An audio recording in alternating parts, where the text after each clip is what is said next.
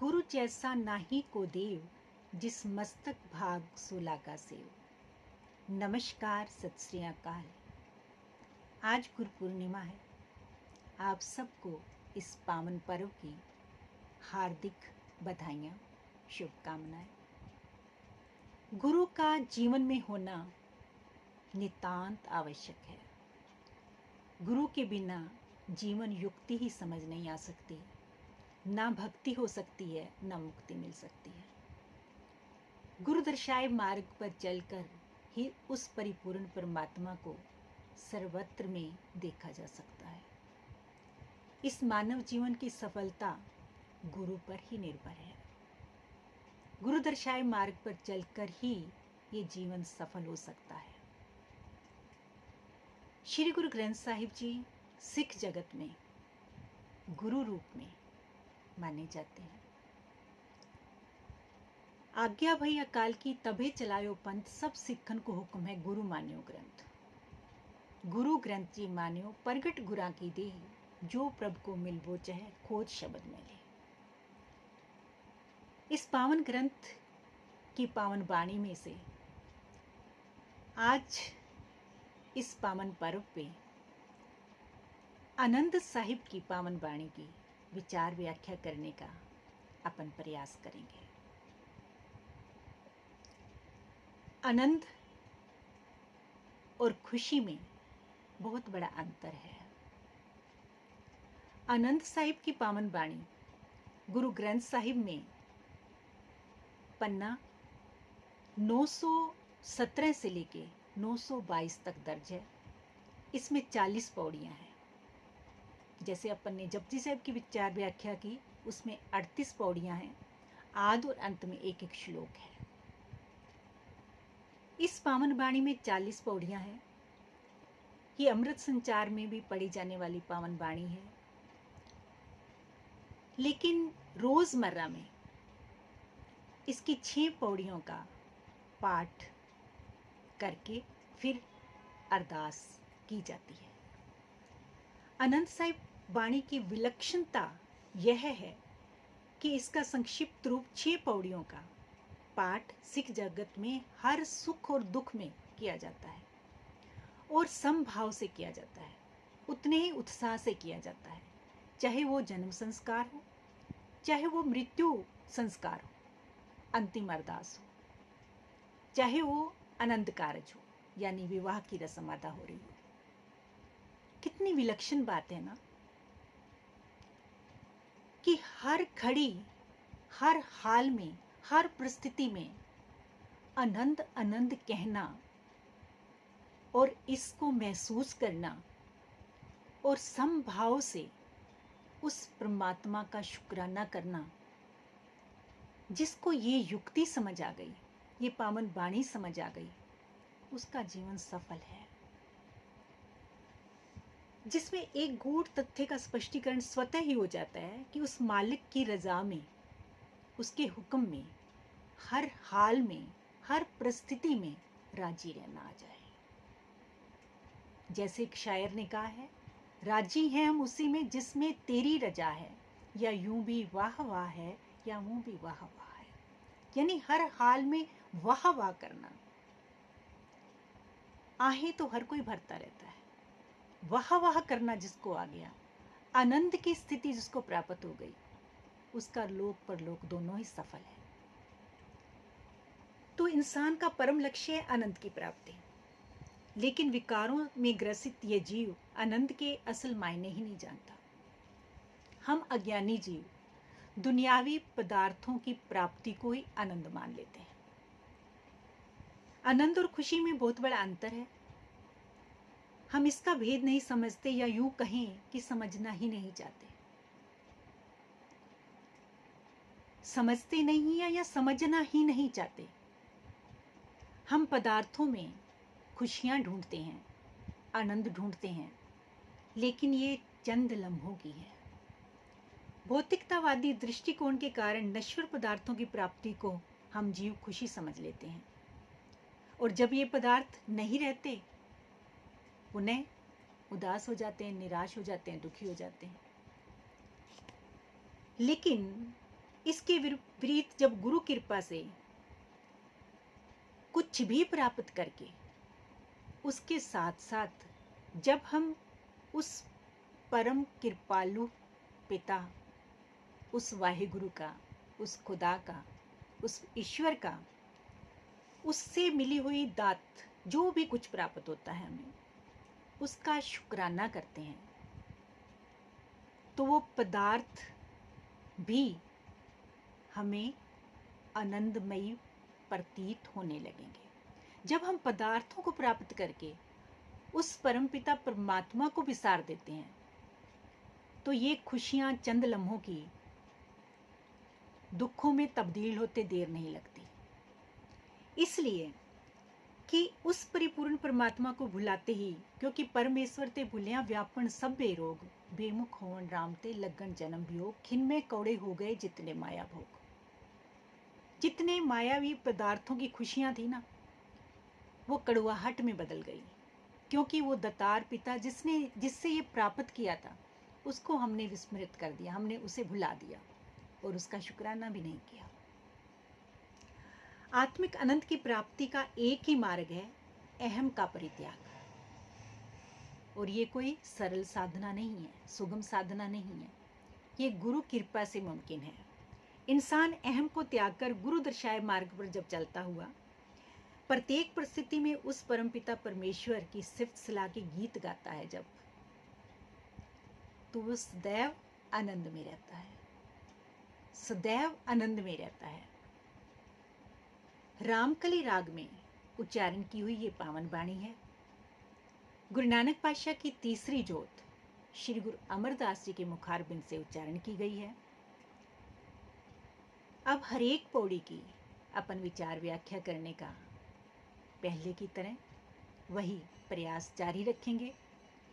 गुरु कृपा करें और हम इसमें से, इस पावन वाणी में से आनंद के असली मायने समझ के और उस आनंद की स्थिति तक पहुंच सकें, ये अपना प्रयास भी रहेगा और ये अपनी अरदास भी रहेगी। रामकली महला तीजा आनंद, एक ओंकार सतगुर प्रसाद।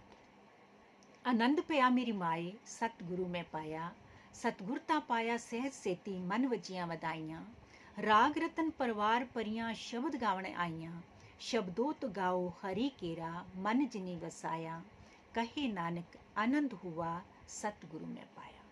कहे नानक आनंद हुआ सतगुरु में पाया। आनंद वाणी का शीर्षक है। इस पावन वाणी का उच्चारण करने वाले तीसरे पातशाह श्री गुरु अमरदास जी हैं। ये पावन वाणी रामकली राग में उच्चारण की गई है। वह परमेश्वर एक है, एक ओंकार सतगुरु प्रसाद, जो मूल मंत्र का संक्षिप्त रूप है। एक ओंकार अर्थात वो परिपूर्ण परमात्मा वाहिगुरु एक है, उसे जिस भी नाम से जाने, पर परमात्मा एक है, ईश्वर एक है। सतगुरु प्रसाद अर्थात उस परिपूर्ण परमात्मा को सतगुरु की कृपा से ही उसको जपा जा सकता है। उसका नाम, उसका सिमरन गुरु की कृपा से ही मुमकिन है, संभव है। गुरु पातशाह समूची मानवता को सच्चा आत्मिक आनंद प्राप्त करने का सहज मार्ग जो है वो इस पावन वाणी में सुझा रहे हैं। भाग्यशाली हैं वो जीव जिन्हें इस पावन वाणी आशय अनुसार जीना आ जाए। श्री गुरु अमरदास जी रूहानी मार्ग पर चलने की अभिलाषा रखने वाली जीव स्त्री की ओर से फरमान करते हैं, आनंद भया मेरी माए सतगुरु मैं पाया। रूहानी मार्ग एक दुनियावी मार्ग है, एक आध्यात्मिक मार्ग है। उस आध्यात्मिक मार्ग पर चलने की, उस रूहानी मार्ग पर चलने की अभिलाषा रखने वाली जीव स्त्री की ओर से फरमान करते हैं कि हे मेरी माँ, आनंद भया मेरी माए, माँ को संबोधित करते हुए मेरे हृदय में आत्मिक आनंद पैदा हो गया है। आनंद भया मेरी माए सतगुरु में पाया, क्योंकि मुझे सच्चे गुरु की प्राप्ति हो गई है। क्योंकि सच्चे गुरु के बिना उस परमात्मा का नाम ही नहीं जपा जा सकता। सतगुरु को तो मैंने परमेश्वर की कृपा द्वारा सहजता से ही पा लिया है, जिसके फलस्वरूप मुझे आत्मिक अडोलता प्राप्त हुई है। सतगुरता पाया सहज से थी, सहजता से मैंने सतगुरु को प्राप्त कर लिया है। मन वजियां वधाइयां। तो इसके फलस्वरूप क्या हुआ, मुझे आत्मिक अडोलता प्राप्त हुई और मेरे अंतःकरण में खुशियों के वो वाद्य यंत्र बज उठे। मेरे अंतःकरण में अनहद नाद जो है, उसकी ध्वनि जो है वो सुनाई देने लगी। वस्तुतः गुरु पातशाह अपनी आत्मिक अवस्था का वर्णन करते हुए स्पष्ट करते हैं कि गुरु के मिलाप से मेरा मन अडोल अवस्था को प्राप्त हो गया है। मेरे मन में खुशी के वाजे सुंदर राग एवं रागनियों सहित उस प्रभु के उपमा के गीत गा रहे हैं। राग रतन परवार परियां शब्द गावण आइयां। राग रतन परवार परियां शब्द गावण आइयां। मेरे मन में खुशी के बाजे सुंदर राग एवं रागनियों सहित उस प्रभु की उपमा के गीत गा रहे हैं। उस अकाल पुरख वाहिगुरु की रहमत, ईश्वर की रहमत जिस पर होती है, उसे ही पूर्ण गुरु मिलता है। पूर्ण गुरु की कृपा दृष्टि उस प्रभु से, उस रब जी से ही मिला देती है। अतः हे भाई, तुम सब भी प्रभु की उपमा करो, उसके गीत गाओ, तुम्हारे अंदर भी सदैव आनंद कायम रहेगा। सब शब्दोत गाओ हरि केरा, मन जिनी वसाया। असल में जिसने मन में इस शब्द को बसा लिया है, शब्द गुरु। सिद्धू ने सवाल किया था गुरु नानक पातशाह से, आपके गुरु कौन है? आपको इतनी ऊंची अवस्था कहां से प्राप्त हुई है? सिद्धों ने सुमेर पर्वत पर इतना भारी तपस्या करके जो प्राप्तियां की, जो युक्तियां की, गुरु नानक पातशाह उसको इतनी सहजता से प्राप्त कर लेते हैं। तो वो हैरान होते हैं, आश्चर्यचकित होते हैं कि आपको इतनी सिद्धियां रिद्धियां कैसे प्राप्त हुई, आपके गुरु कौन हैं और आप किसके शिष्य हो? शब्द गुरु सुरत धुंजेला। गुरु पातशाह ने फरमाया था, उस परिपूर्ण परमात्मा का जो शब्द, वो मेरा गुरु है और उसमें सुरत जोड़ने वाला मैं उसका शिष्य हूं। शब्द में सुरत का एक रूप हो जाना उस परिपूर्ण परमात्मा की प्राप्ति है। तो मेरा मन अडोल अवस्था को प्राप्त हो गया। मेरे मन में खुशी के बाजे सुंदर राग एवं रागनियों सहित उस प्रभु की उपमा के गीत गा रहे हैं। अतः हे भाई, तुम सब भी प्रभु की उपमा करो, उसकी सिफ़ सलाह करो, ताकि तुम्हारे अंदर भी सदैव आनंद बना रहे। शब्दों तक गाओ हरि केरा, मन जिनी वसाया। जिस गुरु कृपा से ये शब्द जो है हृदय में बस गया, कहे नानक आनंद हुआ सतगुरु में पाया। गुरु पातशाह प्रमाण करते हैं, आनंद की अवस्था प्राप्त हो गई है क्योंकि मुझे पूर्ण गुरु मिल गया है। पूर्ण गुरु की प्राप्ति आनंद की प्राप्ति है, क्योंकि उस पार ब्रह्म परमेश्वर की ही प्राप्ति है और वो आनंद का अनंत सागर है। वो आनंद का अनंत सागर है और जिस हृदय घर में उसकी उपमा होती है, उसकी सिफ़त सलाह होती है, उसका गुणगान किया जाता है, उसके गीत गाए जाते हैं, उसकी कीर्ति होती है, तो वो सहजे सहजे उस परिपूर्ण परमात्मा के जो गुण हैं वो जीव के अंदर प्रवेश होने शुरू हो जाते हैं। और सहजे सहजे ही जहाँ परिपूर्ण परमात्मा के गुण अंदर आने शुरू होते हैं, वहाँ से विकार जो हैं वो स्थान खाली करते जाते हैं। और फिर एक ऐसा सौभाग्यशाली समय भी आ जाता है जब विकारों को उस अंतःकरण में स्थान ही नहीं रहता, जगह ही नहीं रहती, क्योंकि हौमे नामे नाल विरोध है, दुए ना वसै एकताएं। ये विकार और उस परिपूर्ण परमात्मा का नाम जो आनंद का अनंत सोमा है, वो एक जगह पर रह ही नहीं सकता। इसलिए विकारों को वो स्थान खाली करना पड़ता है और सहजे सहजे उस परिपूर्ण परमात्मा की, उस वाहिगुरु की, उसको जिस भी नाम से जानो, उसके जो गुण हैं वो अंतर आत्मा में उतरने शुरू हो जाते हैं और फिर धीरे धीरे वहाँ परमानेंट उनका निवास हो जाता है, ठिकाना हो जाता है। मन मंदिर तनवीस कलंदर घट ही तीर्थ नामा, एक शब्द मेरे प्राण बसत है बहुत जन्म नाम। उस घट अंतर में, उस अंतःकरण में वो परिपूर्ण परमात्मा का, वो हरि का मंदिर बन जाता है, क्योंकि वहाँ विकार नहीं है तो हरि का मंदिर है, हरि के रहने की, उस परिपूर्ण परमात्मा के रहने का ठिकाना है। इसलिए पूछा था एक बार, कहते हैं एक बार मीटिंग हुई, उस वाहिगुरु, उस परिपूर्ण परमात्मा ने जब ये सृष्टि की रचना कर ली ना, तो इस सृष्टि की रचना करके उस परिपूर्ण परमात्मा ने सब देवताओं को बुलाया और उनसे पूछा कि मैं कहाँ रहूं। सबने अपनी अपनी सलाह दी, अपना अपना मशवरा दिया। किसी ने कहा कि आप सुमेर पर्वत पर, हिमालय की चोटियों पर, किसी ने कहा सागर की गहराई में, किसी ने कुछ कहा, किसी ने कुछ कहा। परिपूर्ण परमात्मा ने कहा ये इंसान जो है ना, ये हर जगह पहुंच जाएगा, हर ऊंचाई को छू लेगा, हर गहराई को नाप लेगा, पर मैं ऐसी जगह पर रहना चाहता हूँ जहां पर इसकी बड़ी सहजता से पहुंच ना हो। एक देव ने एक मशवरा दिया,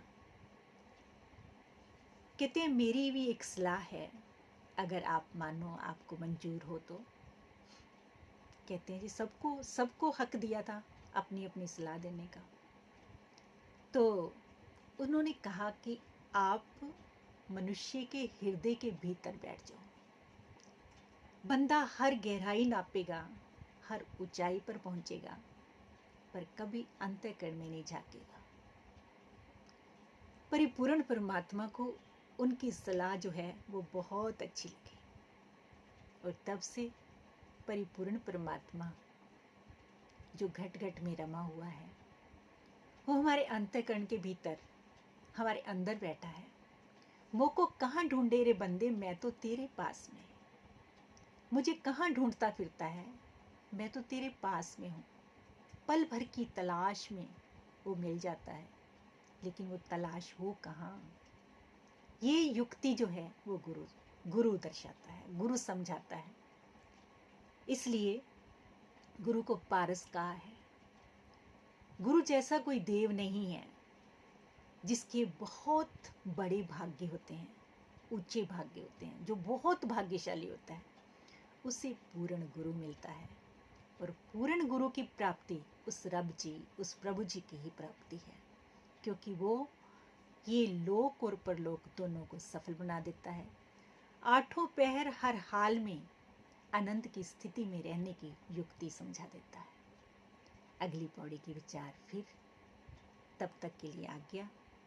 वाहिगुरु सब पर अपनी रहमत भरा हाथ रखे, सबको पूर्ण गुरु दर्शाए इस मार्ग पर चल के और इस जीवन को सफल बनाना आ जाए। यही अरदास अनुनय विनय इस कलयुगी पसारे में हमने आठों पहर करनी है। गुरु कृपा करे और ये पावन वाणी हमारे हृदय में बसे। इसी आस और विश्वास के साथ किसी भी तरह की कोई त्रुटि, कोई भूल हुई हो तो मैं क्षमा प्रार्थी हूँ। अगली पौड़ी के विचार फिर करेंगे। वाहिगुरु, तब तक के लिए वाहिगुरु जी का खालसा, वाहिगुरु जी की फतेह।